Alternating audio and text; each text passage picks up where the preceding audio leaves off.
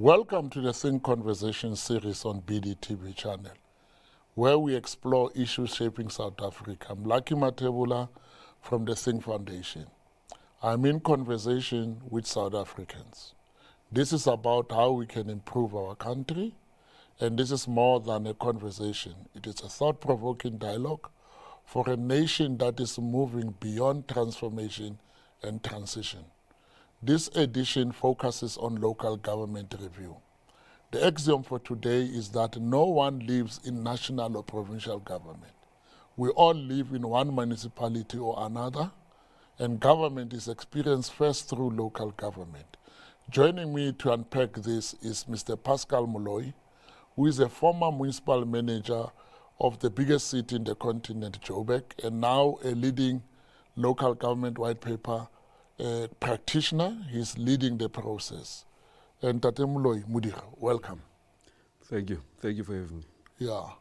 You know, I have to start with a very friendly question. And the question is that I read a piece by Hlengani Mathebula, who said we've got the G20 being hosted in Joburg, and he sees the city is putting a lipstick to look good for the head of state. You are a municipal manager of Joburg. What would you have done differently? Well, I had a similar experience. It was not the G20, but in one Saturday, we had the highest number of heads of states outside New York, in Johannesburg. And that was in 2002 when we hosted the World Summit. Again, the same accusations were there, that we're putting a lipstick over the city. In fact, even the BRT infrastructure and all that was linked to or perceived to be preparing for the summit. So what would I do differently? I think very little.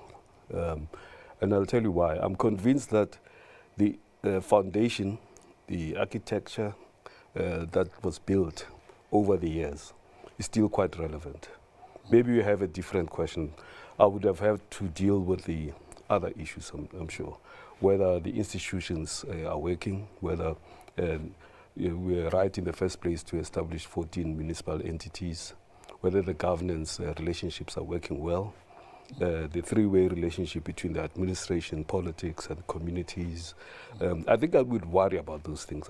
We'd worry more about performance. Why is our infrastructure decaying? Why are our taps not releasing water? So that would be, I guess, the big difference. We were building, we were transitioning. We've had 20 years experience. And I think the challenge now would be to say what went wrong. Okay. And I think that would be a big difference. But now you are leading this. I'm calling it it's not necessarily ambitious, but it's very big. You know, to review again the local government system of South Africa. I mean, remember we were at some point at 890 something municipalities.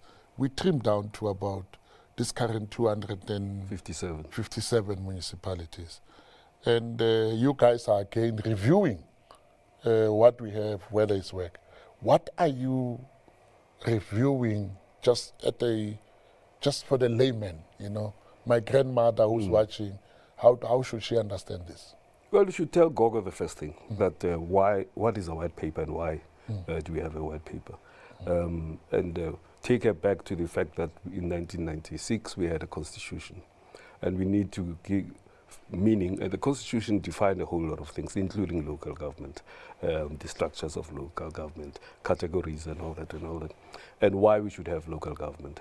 We followed that up with a white paper, and the white paper, in a nutshell, prescribes, or it's a public statement, policy statement that governments put up there to say that this is what we're going to be doing over the next 30, 40 years. So a time then comes. I think it's overdue that this review should have been done. but it has also been accelerated by the state that we find local government in. There have been other reviews before this one, but those reviews were about tweaking the system and making recommendations and all that. But for the first time, we're saying that we need to revise our thinking, reimagine, reset. And it's not just going to be a set of recommendations. This will be a new policy statement, revising what we had in 1998, and setting up a platform for legislation, for other pieces of implementation that will come through government and community. But somebody would say South Africa has been very transitionocratic. Actually, I know that term of transitionocracy comes from your office when you were city manager, where you transformation manager. Yeah, where you called it yourself transitionocrats. Are you not taking us back into a transitionocracy again, where when we thought we were stabilizing, we are now a democracy? We have municipalities that are there. We need to now to stabilize and say, what do we do with these structures? That you guys come and say, we need to review this. What are those specific things that we should look up to and not take us back into transitionocracy? I'm afraid life is not static. Yeah. Cities are always in transition, not because of, don't think about cities in terms of the structure, the infrastructure and the governance and the finances and all, but look at them as a way of life that changes, that is always moving. Populations change. In 1998, we didn't have, I heard you telling the guys that they must go remote instead of using cables and stuff like that. But life changes, okay? There's now AI, there's digitization and all. We don't even have sections in the white paper that anticipated this type of industrial or IT technological advances. Climate change, things have changed. We have now rain and snow in parts that would never think they would have. We have just the ecosystem of the world and the dynamics, the regional politics and all that. Those things move and you have to keep up with them. So when I said it's overdue, that we should have sat down, whether or not we have unstable, dysfunctional municipalities and all that, we would have had to come to a point and look back and say, 30 years, are these things still relevant? So there are big ones as well that are caused by the economy, by pandemics. I mean, the impact of HIV and AIDS and COVID. We have not really quite factored those things into our body policy and into our systems and all. So your systems have to be always adapted. So transitions, I don't think are a bad thing. I think it's a way of life. You have to respond every time. You respond, I think, to changing circumstances in your life as well. But we have one of the, there's this thing that South Africa is having a problem of illegal immigrants, which I don't believe it's an illegal immigrant problem. It's because it is the most urbanized space in Southern Africa. And urbanization attracts immigration. How is the review dealing with urbanization that is happening in South Africa as a regional phenomenon? That somebody who's in Malawi, the only city that you want to move to might be Polokwane, might be Jose, might be Johannesburg. How is this review dealing with urbanization as a structural issue for local government review? Look, you have led one of the most urbanized spaces in the continent. Yeah, like we say that there have been, in terms of policies and systems and all that, especially at the policy level, we have the IUDF, for instance, that What would IUDF be? The Integrated Urban Development Framework, that talks to urbanization, urbanity and all that, and also tries also to link your rural-urban interfaces and connections. So we have to be able to anticipate that.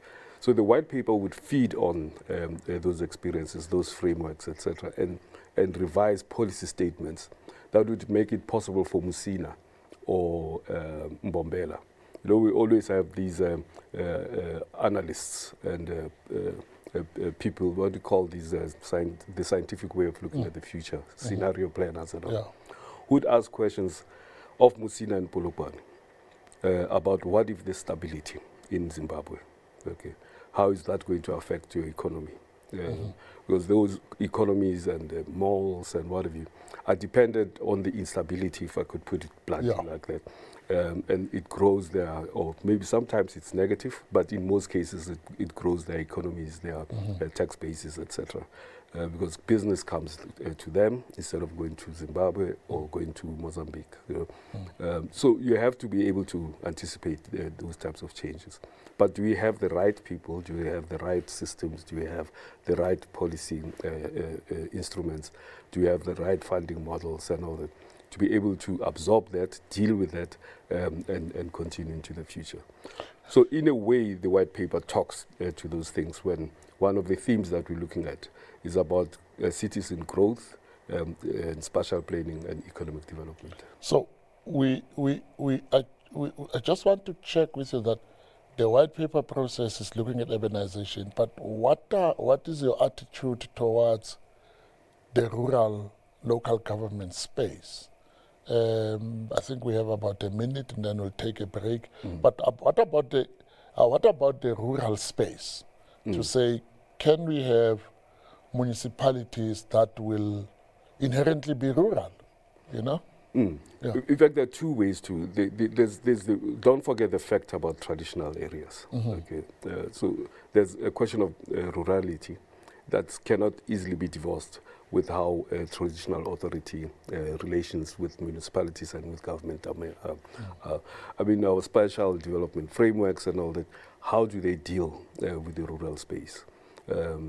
How do we demarcate in such a way that we are able to combine? I mean, you take Rustenburg, for instance.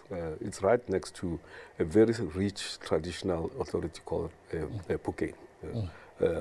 But it's Phokeng rural, okay? Or it's more rural, probably better